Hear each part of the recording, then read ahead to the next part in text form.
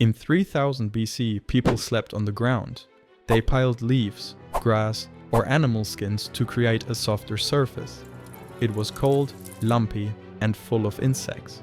The Egyptians elevated sleeping by stacking palm leaves on raised platforms to avoid snakes and bugs crawling on them at night. Romans stuffed cloth sacks with hay, wool, or feathers. But only the rich could afford them. Common people still slept on dirt. During medieval times, mattresses were cloth bags filled with straw, or pea shucks. They rotted quickly, attracted rats and lice, and smelled awful. But there was something about beds that most people don't know. Something that made them dangerous for hundreds of years. Let's go back to the beginning. Because for most of human history, sleep was survival, not comfort. Ancient humans slept in groups on the ground for warmth and protection. They used animal furs and skins as blankets. The ground was hard, cold, and dangerous. Wild animals, insects, and snakes were constant threats. Sleeping elevated meant safety, but elevation required resources most people didn't have. The first beds were simply raised areas of packed earth covered with vegetation. Better than bare ground, but not by much. In cold climates, people slept around fires. Someone had to stay awake to keep the fire burning, taking turns every night. In 4000 BC, ancient Egypt was the first civilization to treat sleep as something that could be comfortable. Wealthy Egyptians had wooden bed frames raised off the floor. They stuffed linen bags with palm fronds, cotton, or down feathers. The frames kept them away from scorpions and snakes. But even wealthy Egyptian beds were hard by modern standards. The mattresses were thin, the wooden frames had no give. Poor Egyptians still slept on the floor on woven mats, sometimes with a small pillow made of bundled reeds. That was luxury for common people. Egyptian pharaohs had elaborate beds made of gold and ivory, carved with protective symbols. Some had headrests made of precious stones. In 500 BC, ancient Greeks improved bed design with the klysmos, a bed frame with a slanted headboard and woven rope supports. The rope created a slightly flexible surface, not comfortable by modern standards but better than solid wood. They added thin mattresses stuffed with wool. Romans took Greek bed design and made it more elaborate. Roman beds had decorative bronze or silver fittings, mattresses stuffed with feathers, wool, or even rose petals. But Roman beds were status symbols. The more elaborate your bed, the higher your social rank. Poor Romans still slept on simple straw mats. Rich Romans had bedroom slaves, whose job was to fluff mattresses and arrange pillows. Being comfortable required servants. In 500 AD, when Rome fell, bed technology disappeared for centuries. Medieval Europe went backward. In the early Middle Ages, most people slept on floors covered with rushes and herbs. The herbs were meant to repel insects. They didn't work well. Medieval nobility slept on simple wooden platforms with straw mattresses. The straw rotted from moisture and body heat. It had to be replaced constantly. Castle bedrooms were cold, drafty, and damp. Stone walls absorbed moisture. Sleeping was miserable even for the wealthy. By the later Middle Ages, wealthy people started using feather mattresses. But feathers were expensive. Most people still used straw. Medieval beds were also smaller than modern beds. People slept sitting up or in a fetal position. Lying flat was considered unhealthy. In 1400 AD, the Renaissance brought improvements. Mattress makers developed better techniques for cleaning and preparing feathers. Four-poster beds became popular among the wealthy. The posts held curtains that provided privacy and warmth. The curtains also blocked insects.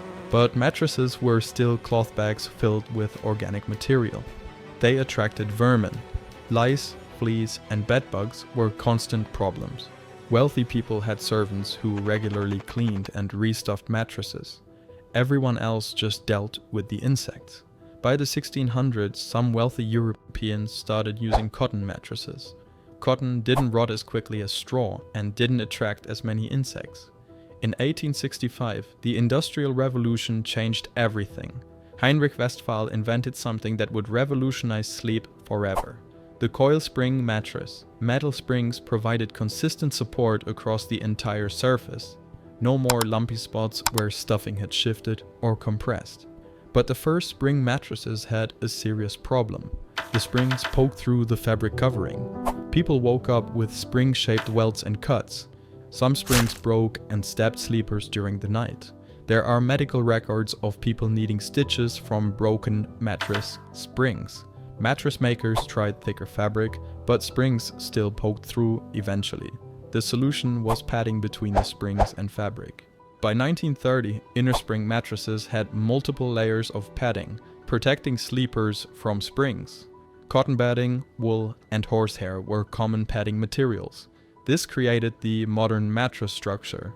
Springs for support, padding for comfort, fabric covering to hold everything together. Mass production made spring mattresses affordable for middle-class families. For the first time in history, ordinary people could afford supportive, comfortable beds. In the 1950s, synthetic materials arrived. Foam rubber padding instead of natural fibers. Synthetic fabrics that lasted longer and cleaned easier.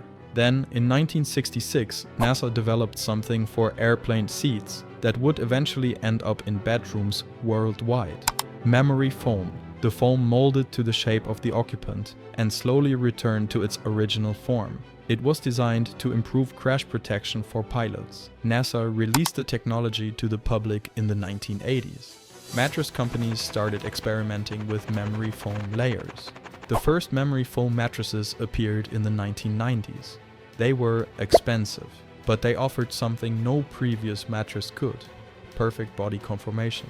Memory foam mattresses molded to each sleeper's exact body shape. No pressure points, no tossing and turning to get comfortable. Modern mattresses use hybrid technology. Memory foam for comfort, inner springs for support, cooling gels for temperature regulation. Some have adjustable firmness zones, different support levels for different parts of the body. Technology that would seem magical to ancient sleepers. Today's mattresses are tested for durability, support, and comfort using scientific methods. Computer modeling predicts how they'll perform over years of use. The average modern mattress provides better support and comfort than the beds of ancient kings. Think about this progression, from piles of leaves on the ground to memory foam that molds to your body. Most of human history involved sleeping on hard surfaces full of insects. Your great-great-grandparents probably slept on straw mattresses that they restuffed by hand. Your great-grandparents might have had the first spring mattress in their family. The bed you sleep on tonight has technology that didn't exist when your grandparents were young. Memory foam, cooling gel, hybrid springs. Something as basic as a good night's sleep was a luxury reserved for the wealthy for most of human history. And even today, over 1 billion people worldwide don't have access to proper beds. They still sleep on floors, mats, or makeshift surfaces. The comfortable bed you take for granted is still a luxury in much of the world. From ancient Egyptians avoiding scorpions to NASA developing crash protection foam. From sleeping on the ground to mattresses that remember your body shape. 6,000 years of human innovation. All so you can get 8 hours of comfortable sleep. What started as survival became the science of rest.